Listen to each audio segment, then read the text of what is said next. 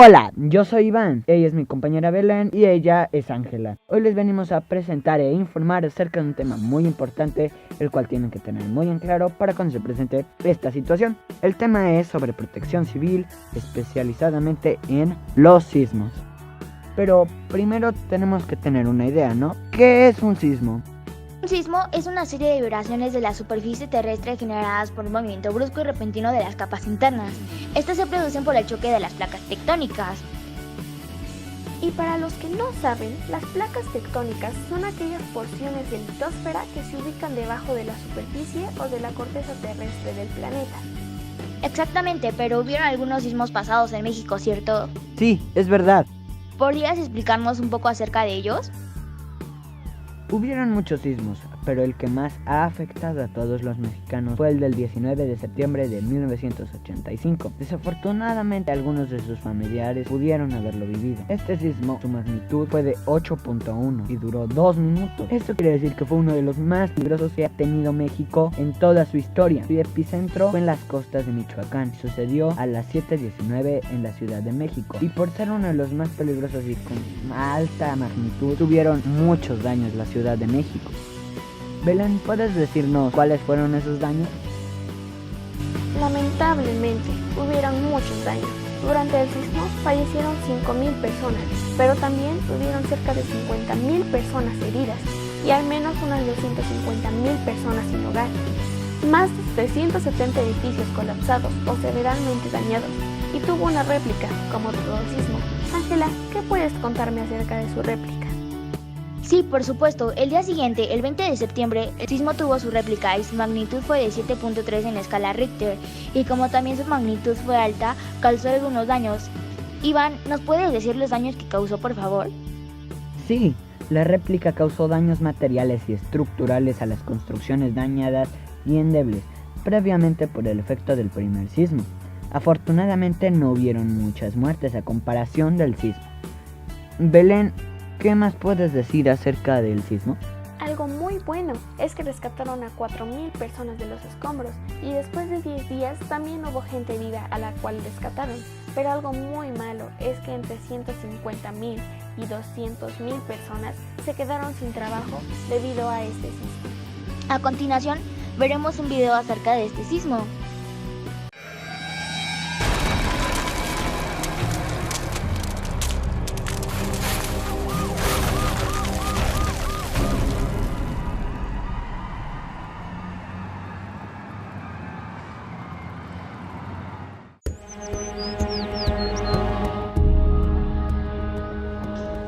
El jueves 19 de septiembre de 1985 en la Ciudad de México, como en cualquier gran ciudad, las actividades empezaron desde muy temprano. Para todos aquellos que iniciaron labores antes de las 6 de la mañana, era un día como cualquier otro. Los medios de radio y televisión arrancaban con los habituales informativos o con la música, que de pronto se interrumpió. A las 7:19 de la mañana todo comenzó a moverse y en minutos ya nada sería igual. Un terremoto de 8.1 grados en la escala de Richter sacudió la capital del país y los estados de Michoacán, Jalisco y Guerrero. De repente sentí que las paredes se tronaban. Volteo a ver y cuando volteo a ver donde era mi ventana ya no era ventana. Y volteo y veo otra vez que se rompe otra pared. Y entonces sentí algo que se me cayó encima. Cuando de repente, yo no sé cómo, veo que el piso se abre. Empecé a gritar. Empecé a rezar. Dios mío, ¿qué me está pasando? ¿Estoy soñando o qué? Fue espantoso. Así lo recordaba en vida el legendario actor Roberto Cobo, quien fue uno de los sobrevivientes en aquel momento del edificio Nuevo León, que se encontraba exactamente aquí. Esta fue la sede de uno de los mayores desastres aquella mañana, en la que también algunos de los más importantes medios de comunicación quedaron en silencio bajo los escombros. Estaba yo en la avenida Chapultepec y me paré en el camellón que divide la avenida Chapultepec en dos partes. Me disponía a echar la mirada hacia arriba para ver la antena cómo se movía y no llegué a verla, porque en el momento que me disponía a levantar la mirada, el edificio de 5 pisos donde estaban mis compañeros Se derrumbó verticalmente, instantáneamente. Y de ahí le digo, vénganse para acá porque esto, antes que se vaya a caer, vénganse para acá. Y no cabe de decir eso cuando se cayó el canijo edificio. De ahí pues ya empezamos a gritar y a pedir auxilio.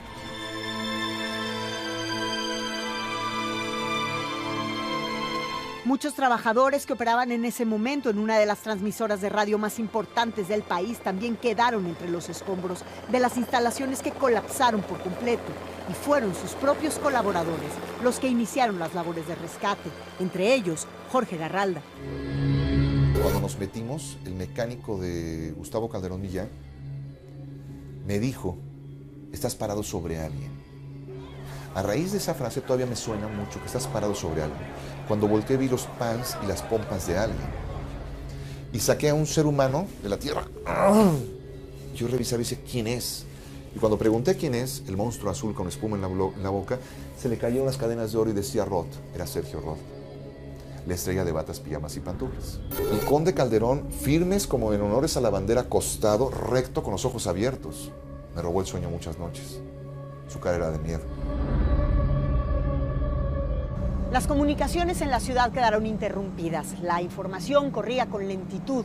La población no alcanzaba a dimensionar la tragedia. Hasta el más popular comunicador de la época no encontraba las palabras para describir tanto dolor.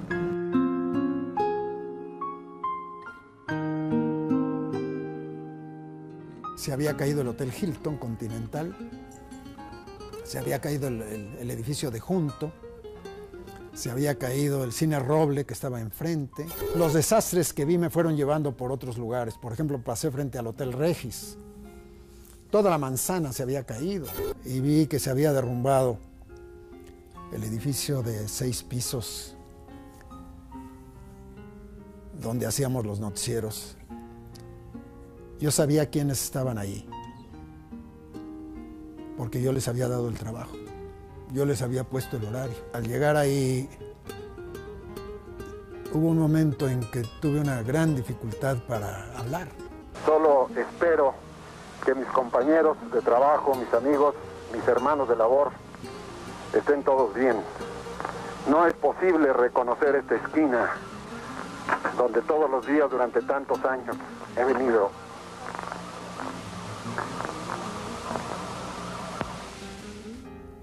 Hasta que me dominé, consideré que hay un tiempo para trabajar y un tiempo para llorar, y era el momento de trabajar, y seguí.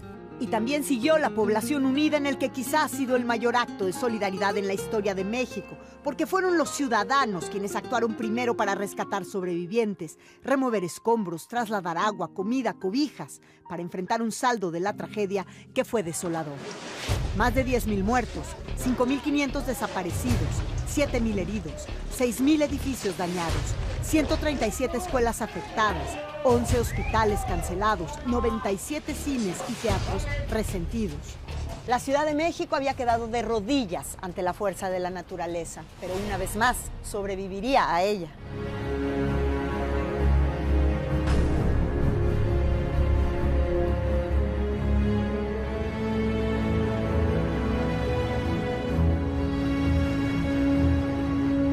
La Ciudad de México volvió a ponerse en pie. El ánimo y el esfuerzo de los ciudadanos fue quien la sacó adelante, pero el dolor y la lección quedaron para siempre en la memoria. Y sí, aquel 19 de septiembre de 1985 no sería un día como cualquier otro, ni los mexicanos volveríamos a ser los mismos. Hoy, 29 años después, estamos más preparados, somos mejores.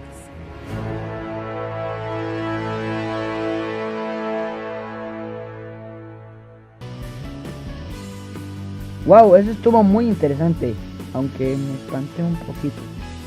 Ahora les explicaremos de otro sismo que ocurrió en México, y este sucedió el 20 de marzo del 2002 a las 12 horas. ¿Qué nos puedes decir acerca de este sismo, Belén? Bueno, este sismo se distingue por haber tenido la mayor cantidad de réplicas registradas en terremotos mexicanos. con 44 eventos de magnitud superior a 4.5 en la escala de Richter durante los primeros 30 días que siguieron a su ruptura. En comparación con el sismo de 1985, este sismo tuvo 3 veces más réplicas en este rango de magnitud. Es muy triste saber que mucha gente murió a causa de esto, pero un sismo reciente y el más fuerte que ha tenido México en los últimos 100 años se presentó el día 7 de septiembre de 2017 a las 23:49 de la noche, con una magnitud de 8.2 grados en escala Richter, que impactó principalmente a la Ciudad de México, Chiapas y Oaxaca. Sí, el sismo superó la intensidad del terremoto de 1985, pero con algunas diferencias que esta vez evitaron muchas muertes. Vamos a ver, el terremoto de hace 32 años, en 1985, tuvo una magnitud de 8.1 grados. Su epicentro se registró cerca de la desembocadura del Balsas, entre las costas de Michoacán y Jalisco. Hablamos de 1985. Estaba a 400 kilómetros de distancia de la Ciudad de México y a 15 kilómetros de profundidad. Duró 2 minutos que fueron devastadores. El de ayer fue un terremoto de 8.2 grados, pero no tuvo la misma fuerza, no se percibió así en la Ciudad de México, porque el epicentro se registró al sur de Chiapas, a 700 kilómetros de la capital y a 58 kilómetros de profundidad. Duró casi 2 minutos y medio. Pero tengo una pregunta. Cuando hablan de la magnitud de los sismos, dicen la escala de Richter, ¿pero a qué se refiere con eso? Mira, la escala Richter es como miden los temblores y su fuerza, y le pusieron así denominada en honor al sismólogo estadounidense Charles Francis Richter. Ah, y por eso se llama escala de Richter. La escala de Richter mide la magnitud de los terremotos, eso lo sabemos, pero ¿cómo se interpretan esos datos? ¿Qué quieren decir los números de la escala? Por allá en 1935 el señor Richter se inventó una solución muy elegante para poder comparar los resultados de los sismógrafos. El problema era que un mismo terremoto quedaba registrado de formas distintas dependiendo de la ubicación del aparato de medición. Recordemos que un evento sísmico es causado por el movimiento de las placas tectónicas y lo que mide el sismógrafo es el movimiento en la superficie donde él está parado. Por eso es que sismógrafos ubicados a distancias diferentes producían resultados diferentes. La solución de Richter, dicho en términos toscos, fue diseñar un análisis para el dibujo que deja el sismógrafo. Se mide cuánto hay entre este punto y este punto, que habla de la distancia entre el epicentro y la ubicación del aparato. Y se mide la distancia entre este pico y la línea de base, que habla del movimiento del sismógrafo mismo. Estos datos juntos, más un par de herramientas de cálculo, dan como resultado la magnitud Richter. Y eso resuelve el problema porque distintos dibujos pueden dar la misma magnitud. En este punto es importante hacer una aclaración. El método Richter ya no se utiliza porque había un alto nivel de imprecisión en los resultados de los sismógrafos, especialmente con terremotos por encima de la magnitud 7. Ahora se utilizan otros instrumentos y se combinan muchos datos. Los noticieros siguen hablando de la escala de Richter porque la escala sismológica de magnitud de momento, que apareció varias décadas después, tiene un nombre harto y en todo caso esa escala nueva se acomodó para utilizar los mismos números que propuso Richter. Pero bueno, lo interesante de esa escala, ya sea la vieja o la nueva, es que es logarítmica. Ya verán esto qué quiere decir. Resulta que hay terremotos que son miles de veces más potentes que otros terremotos. Eso es un problema, porque si uno se pone a graficar en una misma escala un temblor y un terremoto serio, los números no le caben ni en el papel, ni en la mesa, ni en ninguna gráfica cómoda de leer. Es un poco lo que pasa con el sistema solar. Siempre dibujamos los planetas juntitos, pero la realidad es que hay tanta distancia entre Júpiter y Saturno que la única representación realista sería una en la que los planetas ni siquiera se ven porque son demasiado pequeños en comparación con el espacio vacío entre ellos. Pues bien, las escalas logarítmicas sirven para resolver esa dificultad. En lugar de contar de a 1, la escala de Richter, que es logarítmica, multiplica por 10. Cada número es 10 veces más grande que el anterior. Y dicho sea de paso, que el suelo se mueva 10 veces más brusco quiere decir que se liberó más o menos 32 veces la cantidad de energía. Claro, con respecto al punto anterior de la escala. Entonces, para que se hagan una idea, la magnitud 5 es 10.000 veces más grande que la magnitud 1. Continuando con esta lógica, la bomba de Hiroshima es de magnitud 6, mientras que el meteorito que aniquiló a los dinosaurios, se calcula, sería como un terremoto magnitud 13. Y basta con un terremoto magnitud 15 para destruir el planeta entero. Por supuesto, cuando uno se entera de esto, lo natural es mirar los números casi con morbo. O sea que el terremoto de Fukushima fue como 100 veces más grande que el terremoto de Haití. Sí, pero hay que hacer otra aclaración. Lo que nos interesa cuando vemos las noticias no es la cantidad de energía liberada por las placas tectónicas ni la magnitud objetiva del evento sísmico, sino la historia desde el punto de vista de las personas que sufrieron un terremoto. Uno quiere entender la dimensión del desastre. Y para eso, la escala de Richter, incluso la versión nueva, se queda corta. Básicamente, hay demasiados factores que deberíamos tener en cuenta. La presión, la profundidad, la distancia con respecto al epicentro, la fricción en la falla geológica, la composición del suelo, todo esto importa. Es muy diferente un terremoto que ocurre en el mar, al lado de una ciudad, a uno que ocurre en plena ciudad. Es muy diferente un terremoto en el DF, que está construida sobre gelatina, a un terremoto en Chicago. Incluso cuando las noticias dicen cuál fue el epicentro, uno queda más o menos en las mismas. Entonces, ¿qué nos queda de esta historia? Dos cosas. Primero, que pensar en órdenes de magnitud desafía la imaginación, por eso es interesante conocer la escala de Richter. Y segundo, que lo que estudian los sismólogos pierde muchos detalles cuando lo reducimos a un único número. Pero hablando de estos sismos, también vamos a mostrarles algunas ideas preventivas ante un sismo aquí en la escuela. Los sismos o terremotos han sido percibidos en más de 60 países. Si vives en uno de ellos o planeas viajar a un país sísmico, considera las siguientes recomendaciones. Antes de un terremoto, ten siempre a mano un botiquín de primeros auxilios, una o más linternas de mano. Se recomiendan aquellas de dínamo por su autonomía. Si no puedes acceder a uno, considera siempre tener baterías para 2 o 3 días, agua embotellada y comida no perecible. Un silbato que genere un fuerte sonido audible a largas distancias. Este podría permitir que seas ubicado y rescatado al quedar atrapado bajo los escombros luego de un terremoto. Una radio con pilas que servirá para mantenerte informado y recibir instrucciones. Realiza simulacros. Habla con tu familia para saber cómo actuar cuando el siniestro esté aconteciendo. Identifica las zonas seguras y salidas de emergencia del lugar donde te encuentres. Infórmate sobre los números de contacto de los servicios de emergencia. Disminuye los riesgos. Asegura firmemente todos los objetos que puedan ocasionar daños, tales como cuadros, espejos, lámparas y otros. Durante un terremoto, agáchate, cúbrete y sujétate.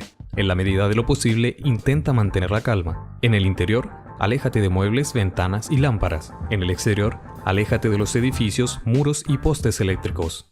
Si te encuentras conduciendo, detén el vehículo en un lugar seguro.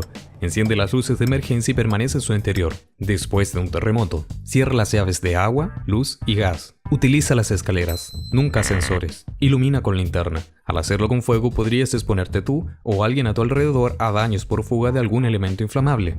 No ingreses a edificios o lugares dañados. Si estás atrapado, cúbrete la boca y nariz.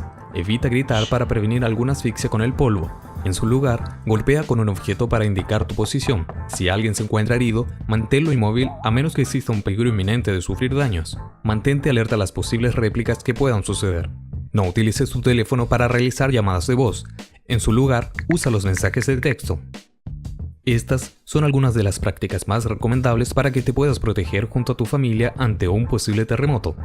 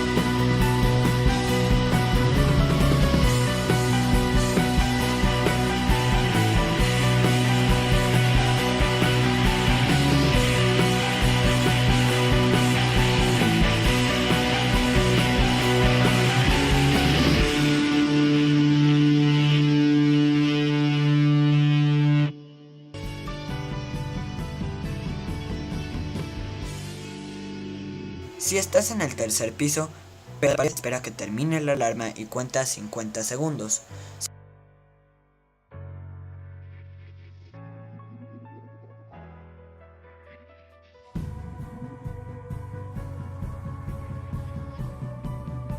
Si te encuentras en el segundo piso, pégate a la pared, espera que termine la alarma y cuenta hasta 30.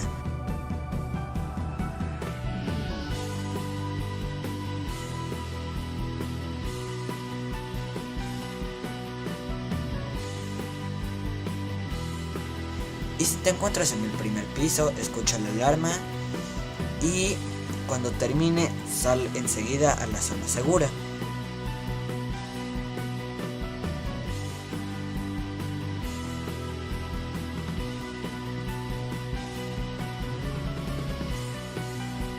Estas son algunas medidas preventivas durante la escuela que nos han dado nuestros maestros.